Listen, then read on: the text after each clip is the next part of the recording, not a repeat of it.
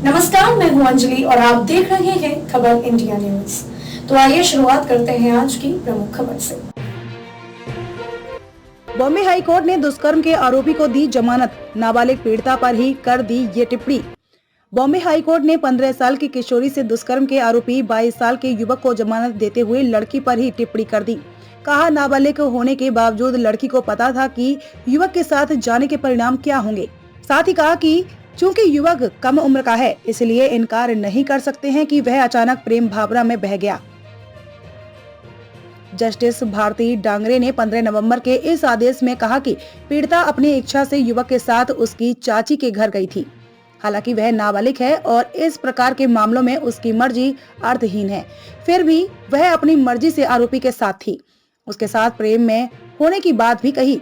यौन कृत्य से उसकी मर्जी थी या नहीं, यह तो अब साक्ष्यों के आधार पर ही तय हो सकता है।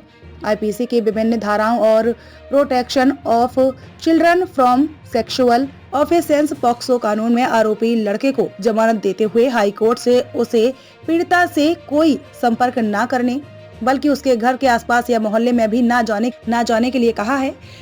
किस क्षण से जबरदस्ती शुरू हुई, ट्रायल से निर्णय होगा। अदालत ने कहा कि पता नहीं लड़की ने यौन कृत्य का प्रतिरोध किया या नहीं, किया भी तो कब। यौन कृत्य में आरोपी ने उसकी मर्जी के खिलाफ किस क्षण से जबरदस्ती शुरू की, इन सभी बातों पर ट्रायल में निर्णय होगा। युवक को और कैद रखने की जरूरत नहीं। अदालत ने आगे कहा कि लड़का भी काफी युवा है, इससे इनकार नहीं कर सकते हैं कि वह प्रेम आसक्ति के वश चला गया। उसे अप्रैल 2021 में गिरफ्तार किया गया था। उसे अब और कैद रखने की जरूरत नहीं है। उचित समय में ट्रायल शुरू हो जाना चाहिए। परिवार ने व्हाट्सएप पर बात करते देखा, तब दुष्कर्म का हुआ खुलासा।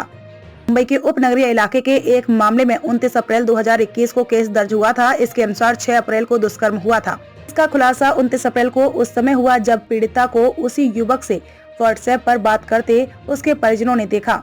पूछने पर उसने दुष्कर्म की जानकारी दी। उसी दिन केस दर्ज हुआ। हाई कोर्ट ने इस देरी का संज्ञान लिया और कहा कि पीड़िता तब तक चुप रही जब तक कि उसे व्हाट्सएप पर युवक से बात करते हुए परिजनों ने नहीं देखा। परिवार की आपत्ति के बाद केस दर्ज हुआ। खबरों में अब तक के लिए बस इतना ही। मिलते हैं फिर ऐसी ही बड़ी खबर के साथ। तब तक के लिए नमस्कार और देखते रहिए खबर इंडिया न्यूज।